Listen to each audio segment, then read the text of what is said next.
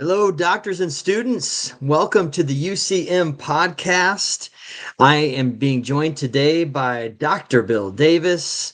Bill, welcome to the podcast, man. I'm glad to be here. I'm excited to talk about this topic. Every year, Every we year. got this going on. Absolutely. This is our 2025 Upper Cervical Practice Survey. We thank you for those that have filled this out. It gives us insights. It gives you insights, really, into just the data, the actionable insights, proven benchmarks, right, to help grow a thriving practice, right, and also like where's everybody at, in this across the country, right, even around the world. And so it helps us to accumulate this, compile the data, and report it to you. And it gives us some good benchmarks. So thank you for Absolutely. Yeah. filling those out. We're going to be digging into this and reporting back to you guys. Yeah. This is the 11th year in a row that we've done this. And every year it gives us some great data that we get to share with the community. So let's get going with it, huh? Let's dig in. Maybe. Oh, what's going on? There we go. All right. So who participated in this survey? I mean, every year we get a wide range of people that participate, and that's fantastic. Everybody from, people that are brand new in practice to people who have been practicing for 40 years, and everywhere in between. We also get a wide distribution of techniques. Every year, again, every upper cervical technique participates, which is awesome. NUCA is generally the largest technique that participates, and that was the case this year as well. 36% of the people who completed the survey were practicing the NUCA technique. So, Tony, let's get into some of those key numbers. Yeah, absolutely. The numbers that define your upper cervical practice financial health. These are core metrics that really reveal whether your practice is positioned for sustainable growth or you're struggling with some of the challenges structurally. And so understanding kind of where you stand relative to industry benchmarks, it is helpful to know that, right? Because Absolutely. I get asked all the time, this is what I charge. Well, is that good? Is that right? Well, it depends on the market a little bit, but it is Yeah, good to know kind of what the averages are, right? So the absolutely. average visit fee for a practice, the typical individual office visit charge is $78. That's the same as it was last year. So we've kind of plateaued a little bit with that, but $78 for the average visit fee. And then, of course, overhead percentage. Now, some of you listening to this, you don't know what that is, overhead percentage. Yeah, you may not know what yours is. And so overhead percentage is your average overhead as a proportion of total collections. So if you take your overhead, what percent of that is that of your total collections comparatively? So 53% is the average percent to overhead. And then Yep. care plan, for those of you using care plans, the average a dollar value for a care plan is 2,200, right? And even as I say that, some of you are going, "That's it," and then other people are going, "What? It's that high? I need to raise my prices." Well, you probably do need to raise your prices. So, matter of fact, a good step right now, if you're watching this thing on the replay, you should pause right now and go figure out where you fit on those numbers, because that may change how you view the rest of this podcast as well. Absolutely. Yeah, and I thought it was interesting, number one is that the average visit fee was exactly the same as last year. So Yeah. because this is, I mean, obviously there's a lot of different practices and, but the average 2 years in a row, $78, right? Very Right. specific. And so, so that tells you, hey, if you're not around $80 a visit, you probably should be looking at things, right? I mean, Sure. it may be some, there may be some differences, like you said, with if you're in a very rural area, a low income area, maybe you need to be a little bit below that average, but you don't need to be half of that average, right? Right.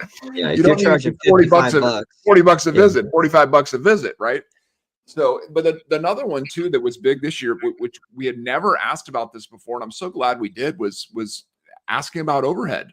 It's the first time we've gathered this information, and It's really useful. It's really important to understand your overhead. We did have a lot of doctors say, I don't know, right? That was one of our responses you could give is, I don't know what my overhead is. So if you answered, I don't know, then that obviously is Start figuring something it out. you should know, right? You should know, because that's part of being in business, right? Like, you got to know, like, how much do I spend? Like, what is my expenses, right? Yeah. Um, and so if you can't say that pretty quickly, then it's clear that you need to do some digging into that. And then the care plan value too. That one was interesting too, because it did go up from last year. It was $2,020 last year, so it went up Even though the the average average. visit fee stayed the same. Right, So right. that's either more people getting on care plans, more, because I know we've been pushing that for a while now. Oh yeah, You know, say, hey, this is good. This is good for your patients. This is good for your practice. Good for your patients, right? And so more of you are starting to implement that, because so that's going to bump it up. But then also imaging costs have usually gone up. So people yeah, using CBCT, I know there's it's usually a heftier price point for that. $300 or something like that. definitely, definitely. Yeah. So let's get into some other things. Another one that we regularly talk about is practice structure, right? Like, what is the composition of your practice? How many doctors do you have? How many employees do you have? All those types of things. And when we first started doing this survey 11 years ago, I remember the number of solo practices was about 80%. And so it is good to see that number seems to continue to improve year by year.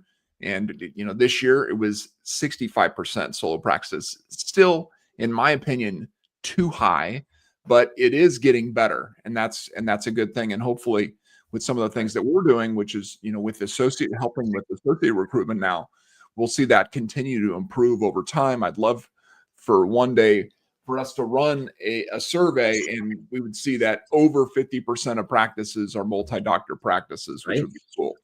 And we Yeah. are getting closer to that. And the other thing is the employees, right? So we still have about 8% of the doctors within the survey that have no employees at all. And about 28% have one employee. So combining those, 36%, over 1/3 of all offices have one or less employees in their practice. So the data reveals that most upper cervical practices are remaining lean, owner-driven operations. 2/3 have no associates, more than a third just one or no employees. This structure does offer freedom and lower overhead, but it also creates a ceiling on growth. And There's a it makes cap always. always, right? And it makes the practice heavily dependent on the founding doctor's time and energy, right? Mhm. So, so you have to be thinking about that. Which bucket are you in right now? Are you in that no associate, no employees, one employee, or do you have a bigger team? And more importantly, is that where you want to be in 3 years from now? Right. Right? Right. What are you going to be doing this year, this next year, to move out of that Mhm. no employee situation, and get into that place where you do have at least Right. one CA that's helping you to continue to grow the practice and help more people. Right.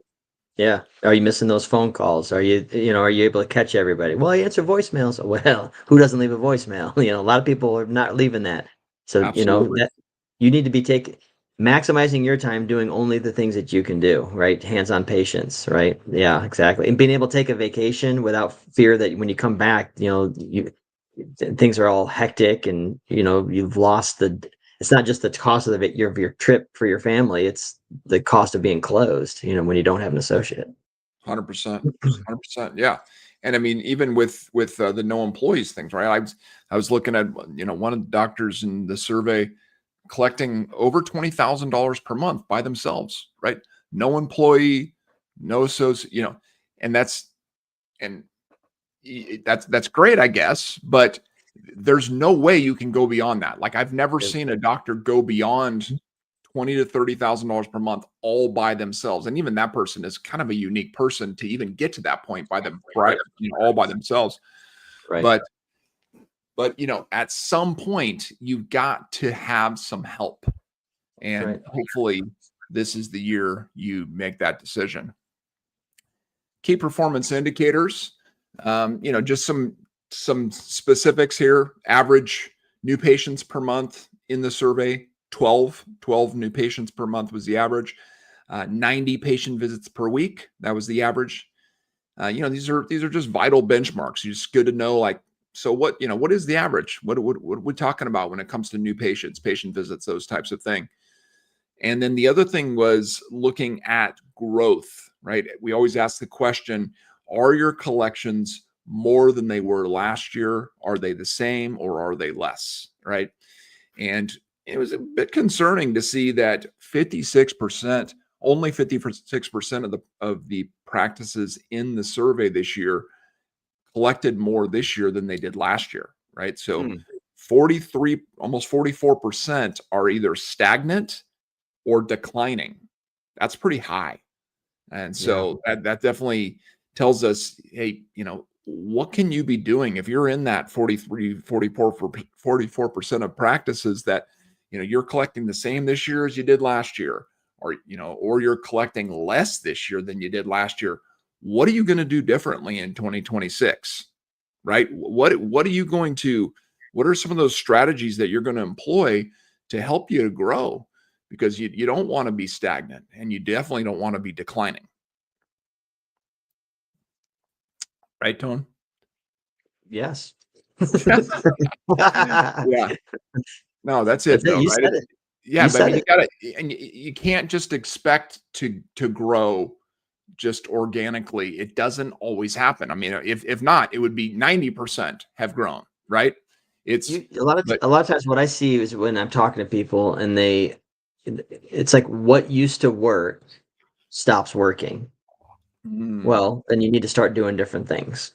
that's Or right. sometimes you stop doing what was working, Yeah, and you hit, so you were on an upward trend, all of a sudden you stop doing the things that got you there, right? So sometimes it's go back to those things. Other times it's we got to pivot.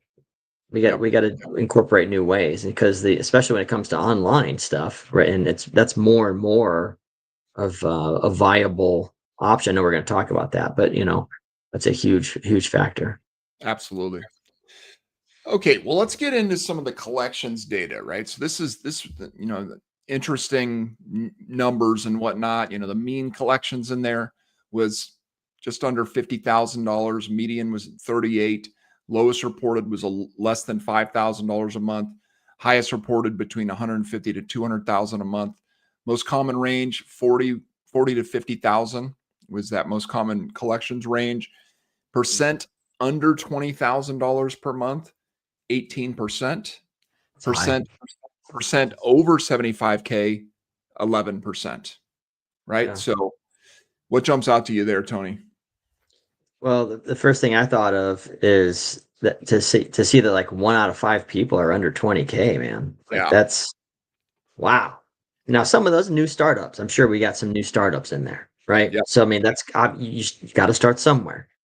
But even taking those out of there, that's still pretty high, man. And I see most practices when they have the right strategy that within I don't know within 6 months you should be up to hitting 20K or more. Yeah. So if you're at 20K and you're in 2 years, 5 years, 10, 15 years, man, come on. There's a system missing there. That's There's right. a strategy that's not being employed. That's what jumps out to me the most. I'm excited too, though. You got over 10% that are over 75K. Yeah. That's cool. Yeah. Yeah, and let's start with them, right? Let's start with the 75K breakthrough. What does separate those elite upper cervical practices? Because when you can understand collections data and you can reveal those clear performance tiers within upper cervical practices, it can help you to really understand what is it going to take to go from where you are to where, even to the next growth stage, or eventually to Mhm. that elite level where you're at Yeah. that 75K breakthrough. The core cluster, though, is basically roughly half of all practices are collecting between 25,000 and 50,000 per month. So that's a a significant group, right? About 50% are collecting between $25,000 and $50,000 per month. And that 50K month mark serves as a crucial breakthrough threshold for growth. We'll look at that more later as well. Okay. The elite performance, 11% of practices collecting more than $75,000 per month. And we were able, what was really cool is this year, and with AI tools, and now being able to take all this survey data and put it into some AI tools to really break it down and get even more in-depth understanding of these results was really a new thing this year that was really helpful. And so we're going to be able to reveal some of that based on some of this analysis here that we looked at. So with the 75K plus practices, what do they do differently? What the data indicates is that there's a clear path to elite performance. So basically, like I said, utilizing AI, we were able to take every one of those practices and look at all their answers and what was consistent with their answers. Right. And this is what we found. We found 5 things that these elite practices do differently. One is they have structured care plans. This is, we'll talk more about our practice growth stages later, but if you are in practice growth stage 4 or 5, all of them 100% use care plans. So that's all those 75K, most of them are in 4 or 5 or 3. But all of them that are in practice growth stage 4 or 5 use care plans. And in practice growth stage 3, almost everyone uses care plans. It's like 98% or something, 95%. So now some of the people that listen to care this, plans is huge. Sorry. Go ahead. Some of the people that are listening to this, I know, because I talk to you guys at conferences, and I'll talk on the phone and stuff like that. And some of you are like, yeah, but care plans, I don't feel confident. Then find a way to make the care plan that fits, like it's congruent with you. But there needs to be a plan of care for the patient. Absolutely. Like the patient, it's huge for the patient, so don't think like, oh, well, then I'm strong arming these people into a system and it's a conveyor belt of care. It's like, just get that out of your head. Make this work for you, because the patient commits and they're committed. They can be educated. They can refer better. They can they got to get the better results. That's what I see, and so I'm just pushing back a little on that. Sorry, I was excited. And we'll talk more about that with care plans later, because I think it's so important. It's another, some other things that we dove into when we looked at all of the survey results. But another thing with elite practices is that they have strong internal marketing. They have effective strategies that engage and retain existing patients. That's huge. They have high patient retention, meaning that they have systems that ensure patients continue their health journey. Part of that is care plans, but they have other systems in place to make sure that patients stay long term. They've optimized their capacity. They are utilizing associates or high volume solo systems to handle demand. And what we mean by high volume solo systems is they have lots and lots of staff if they're solo, right? So that they're really got every single part of their system dialed in. And then lastly is they have strong patient education, especially front-loaded education, where they're educating patients early on in their care and they're giving them clear understanding of their expected outcomes. And so these are 5 things that elite practices do differently. This is 11% of all upper cervical practices collecting more than $75,000 per month. They have these 5 things in common. And so if you are less than 75K and you want to become 75K, I would encourage you to focus in on these 5 things, because they're very, very important. They're consistently what we see with these high-end practices.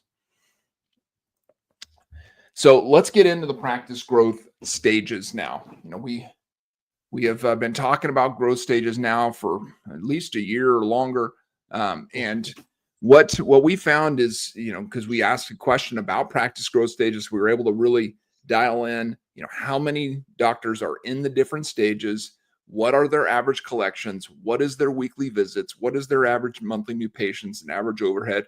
And it's a very clear kind of stepping stone from the different stages as it relates to those different metrics. And so we'll get more into that as we go through each of the stages. And so first is our practice growth stage 1. And this is, it can be that startup struggle, right? As Tony mentioned, it's a lot of times it is a doctor who's just getting started, and that's cool, right? You got to start somewhere. It's this foundational stage. It's a solo practice is where everybody starts, right? I mean, unless you're a husband and wife team, right? But typically you're going to start by yourself. Solo practitioners are often new to the game, or they're grappling with initial growth, right? So there's those two groups of people. Either you're brand new or you're struggling, right? And it's a phase defined by intense effort to stabilize core systems, refine your message, effectively manage patient cases. Doctors here often feel a sense of emotional instability, operating in a constant survival mode as they strive for predictability and consistency. A significant portion of your revenue is consumed by operational costs, and that impacts your profitability, right? We're looking at the numbers here. Average stage 1 practice growth stage 1 practice collects $15,000 per month, sees 45 patient visits, sees 7 new patients per month, and has an overhead at 55%, right? So that overhead is high. That is high at that level, right? When you're collecting 15,000 and your overhead is 55%, it's tight. It's tight to make it work. And so that's the key with this. Tony, any thoughts on practice growth stage 1? Well, the key is to minimize the amount of time you spend at this stage if you're a new practice, right? So, because this is not a comfortable place, nor should it be comfortable. So let that uncomfortability motivate you to do what you need to do to get out of it. What can happen is, and this is from me talking with people that get stuck here, even in the next stage a little bit too, but specifically here, is that you get stuck because you're in, like you mentioned, I think survival mode is how you put it. And that's exactly it. And you just, and it's like your thought process changes. And if it's a dangerous spot to be in, because if your thought process, you can start to develop a scarcity mindset. You can start to hyper focus on things that don't matter as much, which is dangerous, right? And so you're majoring on the minors, and there's wasted time and energy in a neglect of the things that are needed. And so a lot of times if you've been in this stage for over a year, I would say that you need to get some coaching. You need to get somebody that's going to help you to identify what's missing, what needs to be cut out, and what needs to be, those two things, and how to prioritize. So 100%. Yeah. And that's, we're going to give you a little bit of insights here. How can you navigate these hurdles when you're in this practice growth stage 1? These are, as Tony said, these are challenges that doctors in this stage typically talk about, right? This is what they're talking about. Low new patient flow, right? You don't have enough new patients. Okay. That's usually what everybody thinks the problem is, but it's not always the problem in practice growth stage 1, right? It's a symptom. It's a symptom. Yeah. It's a symptom. Yeah. Low retention. Patients aren't staying for long-term care plans, or you're not doing care plans. This stage is the group that uses care plans the least of all the stages, right? And there's a reason for that. And what does that tell you? That tells you that if you are not using care plans, you're more likely to struggle in practice. And we'll see that more later. Yeah. And, so patients aren't staying for as long. They're not getting that impact, that lifetime value. Inconsistent protocols is another big part of this, right? You don't have standardized procedures. You don't have, so you have a variability in patient experiences, right? Which then leads to lower retention, less referrals, less new patients, all those kinds of things. It's kind of, you're doing a lot more shooting from the hip. Every experience is different. Talking to every patient in a different way, don't have the same type of milestones you're hitting with every patient. And then part of that too is weak patient education, right? Patients don't fully understand their care, and that leads to low commitment and compliance. Yep. And then what can you do to start moving out of this? As Tony said, we found practice growth sessions can be extremely important in this stage, right? Really working with some of the principles, like you said, if you've been in this for at least a year or longer, get some help, right? If you're not going to work with us, then work with somebody. Somebody. Help That's right. get somebody, That's get right. somebody to help you, because there is clear path forward. We've seen it Yeah. over and over and over, right? You got to transition out of this survival mode as quickly as you can. And what we've seen is it starts with care plans, right? You got to have care plans, get some structured care plans in there, focus in on your patient education, get consistent day 1 and day 2 processes for new patients, and get some basic marketing output, right? Meaning that Yeah. you get some steady stream of new patients coming in. If you combine those 4 things, Yeah. structured care plans, UC specific patient education, a consistent day 1, day 2 process, and some basic marketing output, you're going to get out of practice growth stage 1 pretty quickly, right? That's what happens. And so we have ways that we can help with this, whether it's practice growth state with practice growth sessions, or some of some new things where we rolling out here before the end of the year, some new ways to help practice growth stage 1 docs. But we want to get you out of this stage, doc. It's not fun. It's not a fun healthy. stage. It's not fun, and it's not you're not helping as many people as you could be helping. Yeah. If we can just get you to the next stage. That's right. And so that stage is practice growth stage 2. This is, it's the stable solo. We kind of put that in quotes, and really what it is, it's the comfortable plateau, right? This is a different kind of danger, right? You've moved out of survival mode, but you also get in that place where you're hitting that invisible ceiling. You have a risk of burnout in this system. I mean, in this stage, because you can get really locked into this stage, and you can stay here for a long time. Sometimes some docs, their whole career. They And never. Yeah. so that, what this stage looks like based on the survey data, collecting about 39,000 a month, 146 patient visits, 16 new patients per month, overhead about 57%. And that is what the practice growth stage 2 looks like. And with this stage, how do you get out of this? How do you navigate out of the plateau? Is you've got to realize that your practice growth has leveled off. There probably is a lot of docs who are in that, like we talked about earlier, collected the same this year that I did last year, right?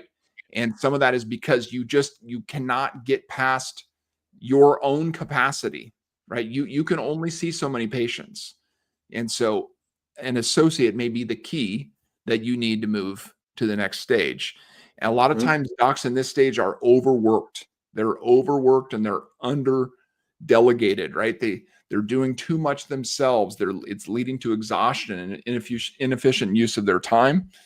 And also, a lot of docs in this stage 2 have marketing and retention gaps, where they have inconsistent outreach, inconsistent patient engagement strategies, and that can also hinder their expansion of their practice. And then lastly here, when you're looking at practice growth stage, how do you move forward, Tony? What are some keys that we've found with practice growth stage 2? Well, you want to start getting systems in place so you can scale, right? So because otherwise you'll try something new, and then it'll kind of work, and then people drop the ball, and so if you're finding like, hey, we'll have a month that we hit 41. Oh, then we had another month that we're at 36, and then 38, and then, oh, hey, 40 again, and you're just kind of like, you can't really break through. And those numbers can vary a little bit, but you probably are missing a couple of key systems. And so that's what we're seeing here, is like, maybe that system is like, we need another doctor in here. Yep. We're taking a long time with patients, and that's how we want to run this thing. So we need to increase our hours, or increase the number of new patient appointment slots. So let's get an associate in here. So we need to really get prepared for that and integrate that. I'm excited that we have our associate recruitment program. Right? Yeah. This is huge. Structured meetings. This is another one, man. If you're like, everybody knows on our team that I don't like meetings. Okay. But I like good meetings. And good meetings are ones that are to the point, they're as quick as possible, they have action steps, then they're like, we've identified the most important things to move the needle. If you're just going, hey, yeah, we kind of get together a little bit, we'll have lunch sometimes, we'll talk about things, dude, that is not structured at all. Yep. That's loosey goosey. Loosey goosey doesn't produce growth. And so you're stuck because you're not doing meetings to get the main thing. You're leading a team too. It's not just you. You're leading your team, and they need to know clear expectations. Like, this is what you need to be doing this week. Here's what specifically, and then I'm going to ask you how it went the following week. Yep. That's structured meetings are major. CA leveraging and training. I mean, maximizing their potential. Maybe there's things you need to delegate and you're hanging on to these things, or there are things that need to be done. You're like, oh, I don't know if I can do it. Well, maybe you can't and shouldn't. Maybe they need to be doing that, and finding a way to maximize their use. Last thing there is consistent marketing calendar. Notice the word consistent. That is Yeah. a major thing. So really developing that, and not just you having to manage it though, because that's going to be a limiter. You need to have someone else manage it, whether it's somebody on your team or a company like us who loves you and cares for you. Exactly. Exactly. So, and then let's move into practice growth stage 3. This is the 2 doctor practice. This is a high performance zone, right? This is excellence at capacity. This is when you get in that Jamming. place where you have 2 docs in the practice, the average collections is about 55,000 a month. You're seeing about 164 patient visits, 17 new patients. Your overhead does get a little bit higher, 60%, but that's okay when you're at that level. If you can keep it, if you can keep below that, that's even better. But that was the average at this level from the survey. And when we're looking at this at this level, how do you navigate this? You got to talk about capacity constraints, right? At certain points, you start running into capacity issues, even with Mm-hmm. 2 doctors, right? You can Right. only see so many doctors.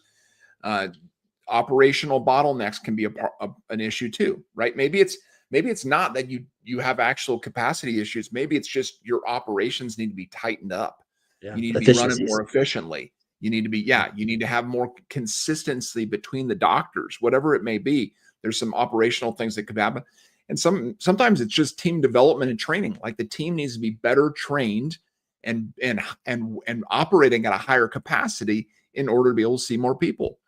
And then the other thing too is just marketing consistency. Again, like you got to get consistent new patients in the door, right? You have to have Yeah. enough new patients for 2 doctors to be able to be able to fill their schedules. And so that's another big one, practice growth stage 3. And then when we're talking about elevating beyond a 2 doctor practice, some of it is just you got to have strategic associate integration, right? You got to be able to hire, train, and effectively integrate new associates to expand your capacity, right? So that's Mhm. again our associate recruitment program. You're a 2 doctor practice, you're at capacity, then the next step, 3rd doctor. That's basically what has to Right. happen, right? Advanced automation and delegation. This is, hey, let's use technology to free up time, for free up valuable doctor time. Let's optimize our tasks and our workflows with different type of digital technologies and strategies. This again is, how can we have multi-channel marketing mastery, right? How can we get new patients from lots of different places coming into this practice, right? Not just focus on, hey, 1 or 2 channels. Let's maximize. Let's get them coming from everywhere. And then scaling with systems and not just effort, not just, hey, let's just work harder and work more hours, but let's have dialed in systems so we can make it happen at practice growth stage 3. And then that will move you into practice growth stage 4. Tony, tell them about that. Well, and real quick too on that, when it comes to team members, so I think one of the things you had mentioned was, um, helping to expand their roles a little bit. I've found that, like, even as we've grown, right, like, um, you may need to change a person's role a little bit. That's Yeah. okay, right? You may need to you may need to delegate from a couple people and create a new position because Yep. their workload is too high, that kind of a thing, and that's okay. Maybe you need to move them to a different seat on the bus, so to speak. They're a great employee, Mhm. but we need to based on their skill set, they're better used over here. And so like, let's now all of a sudden, boom, and we can, because that was a new area that's needed, and they're going to move into that. So just there's some thought process on that, and you're restructuring a little bit. 100%. But yeah, practice growth stage 4. Yeah, the multi-doctor powerhouse building your empire. Now immediately see empire, and I start thinking of Emperor Palpatine, and so now this is the dark side. So I don't know how I feel about this, but at this point, this is when you get into some mission stuff, right? Now you're growing. We've got there's 3 doctors consistently like that are contributing on this. They're growing within the practice, right? It's just a good financial performance and all those things. And here's some of the key financial stuff, right? Though the metrics that we're seeing based on our analysis: monthly collections 118,000, almost 300 weekly visits, 296. Man, that's solid. 39 new patients a month. Overhead keeps creeping up, 63%.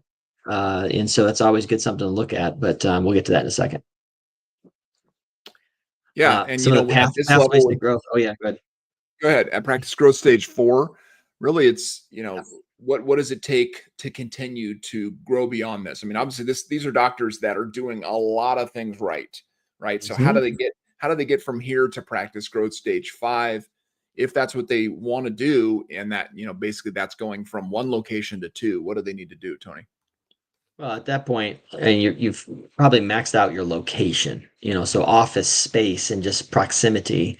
There's no wait for patient flow, and you've used your facilities. So you want to start moving on to a multi-site, so now hey, I'm going to open up a second location, and so where do I strategically want to open? Maybe I need to take one of my associates that has been jamming, and I can see that they have some entrepreneurial mindset, and they can run things. They've got some leadership skills. Okay, let's use them at this new location, and then I'll hire and replace them at my location. So I'm getting those things going. And some of you may be listening to that and going, "Oh man, but that's a lot to do. I don't know." Well, hold on.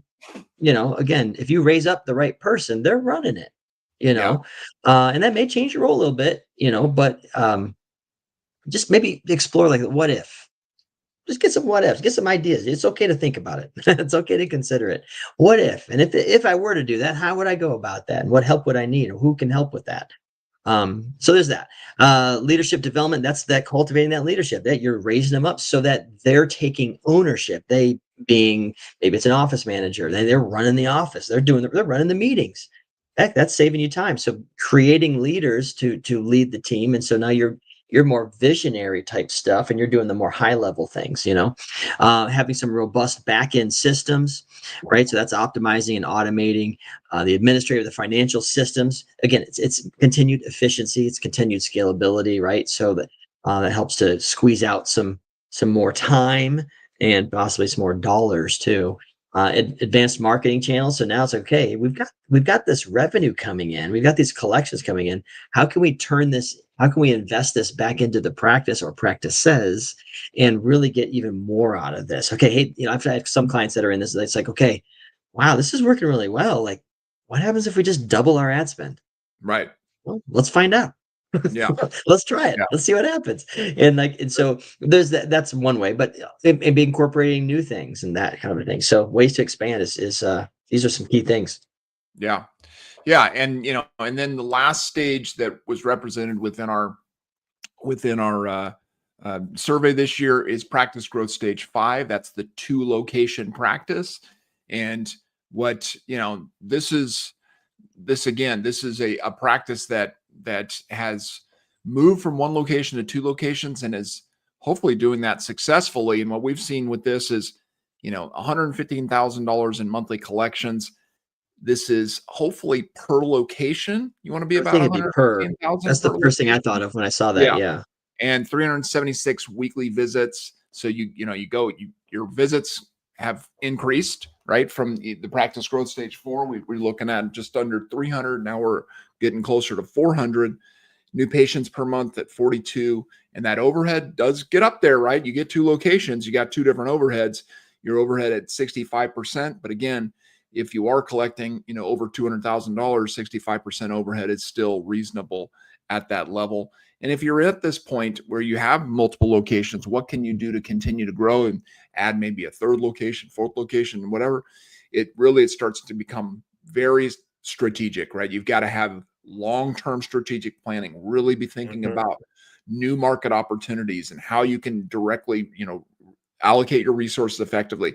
You got to be thinking about who can be like an integrator or a COO level person within the company to really be able to run all these things, right? Implementing some advanced operational systems.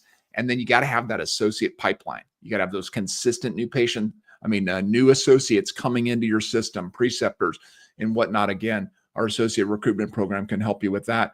And then developing a leadership bench, right? If you want to have, you have a vision. I know we got some clients of ours who they got a vision for 5 practices, right? Well, you've got to start developing that bench. You got to start developing that, who is the next leader and who's the next leader after that and who's the next, you know what I mean? So getting that so you can get those key management roles to continue to grow as the practice keeps growing. Yep. All right. Now, no matter what practice growth stage you are in, you need new patients, right? New patients need to come through the door. And so let's look at new patients as it relates to our survey. Digital marketing dominates once again. It's the way, the most effective way to generate new patients from external sources. This is, I think it's 11 years in a row. We've had digital marketing has been the number one. 55% this year said that it was their primary way of generating new patients. And from internal sources, again, 55% patient education. And that's been consistent at least for 5-6 years as well. But also what's interesting, the number one challenge, because we always ask what's been your biggest challenge this year, the number one challenge mentioned, obtaining new patients, right?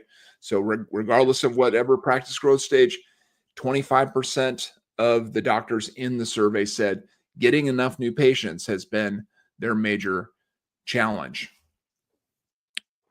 And lastly, what we want to talk about is we want to just hit care plans one more time just to show you how really important they are. And so 90% of the doctors within our survey use care plans, 90%. So that's great, 90%, right? So what about the 10%? Why aren't the 10% using them, right? But I mean, it's a staggering amount of a percentage, 90%, right?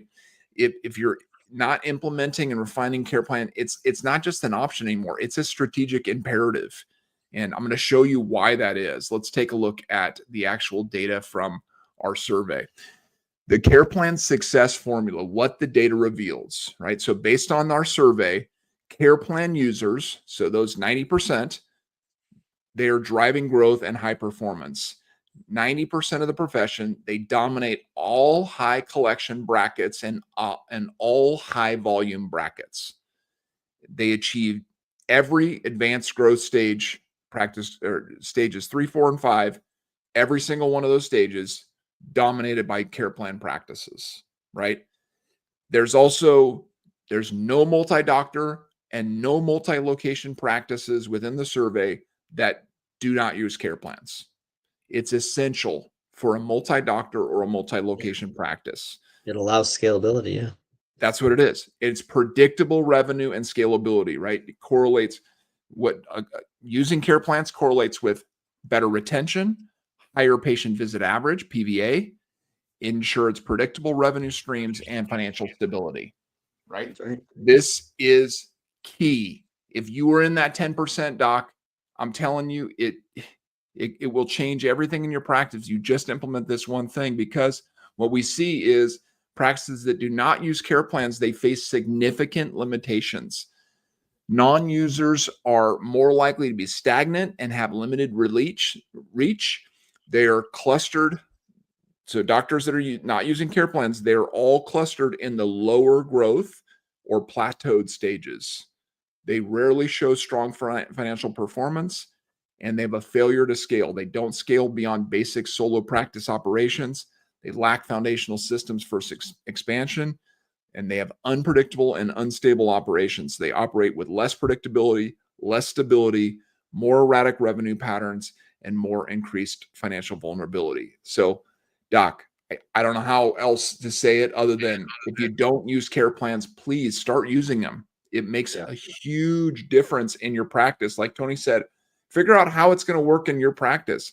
Whatever you think about care plans, it's probably not accurate. It's probably not consistent with what care plans actually are and what they do in your practice And how to implement. and how to implement them. And if you don't know, reach out to us. We would love to talk to Sure. you. We Yeah. would love to Yeah. help you to implement a care plan that actually makes sense. And so let's talk Real about quick some next on that steps. though, Yeah, go ahead. I find that there's like sometimes there's a mental hiccup there. Like, oh, Yeah. I'm railroading people into this care plan, and I don't know how they're going to hold. I don't know these things. That's usually what I'm hearing. And so, like, again, this is for the patient. It serves them well. They have Yeah. a next appointment schedule. They've got a roadmap. Sure, you can change the care plan, meaning like as far as when you use up those visits, you can spread them out. You can might have to tighten them up because you see people more often on the front end because they weren't holding well, whatever that is. But you get a structure for them. Otherwise, you know what you're going to become? You're going to become a symptoms based care practice. Yep. They'll call you when they need you. How do they know when they need you? If I got pain. Well, Yep. come on. That's then okay. Now you're the pain doctor. I'll call you when my neck hurts, Yep. and like, dude, that's not good. That's not you being the doctor. That's you just, now you're just like a commodity type thing. So anyway, that's my 2 cents on that No, one. that's it. That's it. And so just to land this plane, let's talk about some next step, Tony. So the first next step is how can we, get a clear roadmap to break through some of these growth plateaus and achieve sustainable success is number one, benchmark your performance compared to what the actual survey data shows. Sure.